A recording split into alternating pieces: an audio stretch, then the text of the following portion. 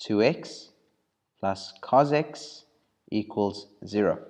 Okay, so what do we do in a question like this? Well, we have multiple trigonometric ratios. So let's try and either find that we can factorize it, split it into multiple ratios, and then solve for them as single trigonometric ratios. That's one option, right? So how can I do this? Well, we know that this is an identity. This is 2 sine of x cos x plus cos x is equal to 0. At this point in time, you can see that's 2 multiplied by sine x multiplied by cos x, and cos x happens to be a common factor, right? And so I'm going to take that out. So I'm going to say, okay, I've got cos x taken out as a common factor. That leaves me with 2 times sine x plus 1 is equal to 0. Okay.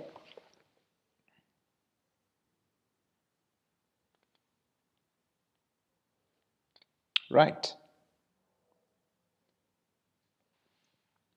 And so from here I can see, using the zero product property, something we've done many videos ago, I've got cos x now equal to 0, so I can say that cos x equals 0, and I can then find the second part and I say 2 sine of x plus 1 equals 0, right?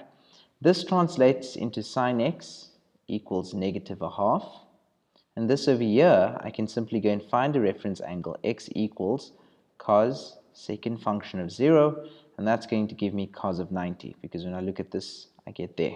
Okay, I get 0 over there, so this is going to be 90 degrees. That's my reference angle.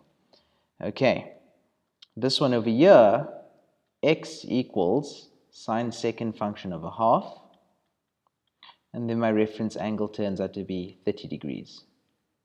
Okay, from here on you can go and solve the general solution. Here we can simply just work in the first quadrant, so quadrant 1.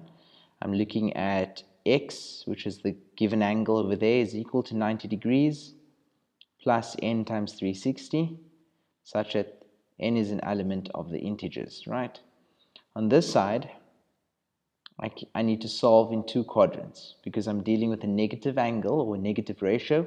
I need to solve for sine in the third quadrant as well as in the fourth quadrant. In the third quadrant, I'm going to say this was just x, so I'm going to say it's x equals in the third quadrant 180